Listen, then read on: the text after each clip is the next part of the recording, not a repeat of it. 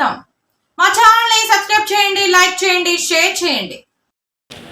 మన అందరికీ తెలిసిందే, కాంగ్రెస్ పార్టీ ఎన్నికల ముందు 2 లక్షల రుణమాఫీని వెంటనే చేసేస్తాం అధికారం రాగానే చెప్పారు.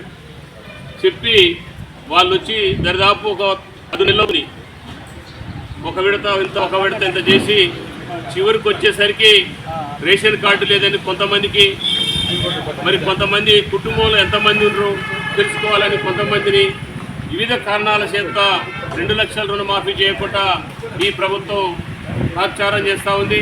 ఇది సరైన పద్ధతి కాదు. దీనికి తోడు బ్యాంకు వాళ్ళు 10 సంవత్సరాల కింద లోన్ తీసుకున్న బ్యాంకు వాళ్ళు లీడింగ్ బ్యాంక్కి పోవని చెప్తా ఉన్నారు. ఇది చాలా అన్యాయం. రైతుల్ని 10 సంవత్సరాల కింద రైతు లోన్ తీసుకుంటే పోయిన సంవత్సరం 2021లో 23లో లోన్ తీసుకున్నాడు రైతు. తీసుకుంటూ నోటిఫ్ సర్టిఫికేట్ ఇచ్చింది ఆ బ్యాంకే. మరి నోటిఫ్ సర్టిఫికేట్ ఇచ్చి కూడా మళ్ళీ ఇప్పుడు మీకు బ్యాంకులో అప్పు ఉందని చెప్పేసి అగ్రికల్చర్ ఆఫీస్కి వాళ్ళు పంపించడం అనేది జరిగింది. అందులో నెట్లో చూస్తే దాంట్లో అప్పు ఉన్నట్టుకు తెలుస్తుంది 30,000 రూపాయలు. ఆ కోఆపరేటివ్ బ్యాంకు బొమ్మని చెప్తే నేరేడు జిల్లా బ్యాంకులో ఉంది. ఆడికి పోయి చెప్తే నీకు అప్పు ఉందంటే మరి ఏ సంవత్సరం తీసుకున్నా, నేను ఆ డాక్యుమెంట్స్ ఏం పెట్టి తీసుకున్నా చెప్పమంటే చెప్పేట పరిస్థితి లేదు బ్యాంకు ఆయన. దాంట్లో రికార్డులో చూస్తే పేరు అక్కడ మన ముదిగొండ మండలంలో ఒక తండా పేరు వస్తుంది, రైతు పేరు ఇక్కడ వస్తుంది. బ్యాంకు వాళ్ళు చేసిన తప్పిదాల వల్ల రైతులు నష్టపోతా ఉన్నారు.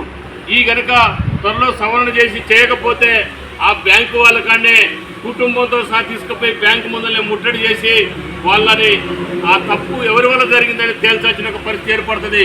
అక్కడ దాకా పోకుండా కష్టపడి పనిచేసే రైతన్నని ఈ విధంగా చేసినట్టయితే సిపిఎం పార్టీ ఒప్పుకోదు.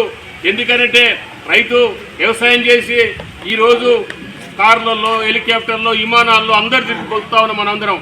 మరి అటువంటి కష్టం చేసే రైతును కూడా తీసుకుండని అప్పుల కింద, పాత అప్పుల కింద జమ చేసి 10 సంవత్సరాల కింద ఉందని చెప్పేసి జమ చేసి రైతులు చెప్పడం సరైన పద్ధతి కాదని చెప్పేసి మీరు ఈ కథ చెప్పటం.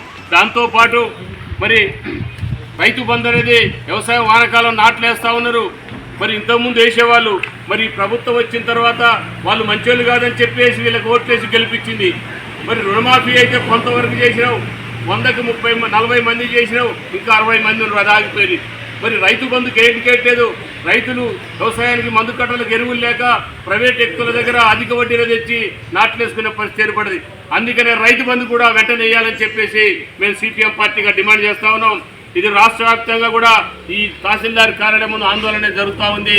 అందుకోసం మేము ఇచ్చే ఏమైనా తీసుకుని పైకి పంపించాలని తహసీల్దార్ గారు వస్తుంటే మార్గ మధ్యలో రాస్తారోకో చేసి ఆపిరేట మా వాళ్ళకి వినతి పత్రం ఏంటని ఇప్పుడు ఎంఆర్ఓ గారు కూడా ఫోన్ చేసి చెప్పడం అనేది జరిగింది.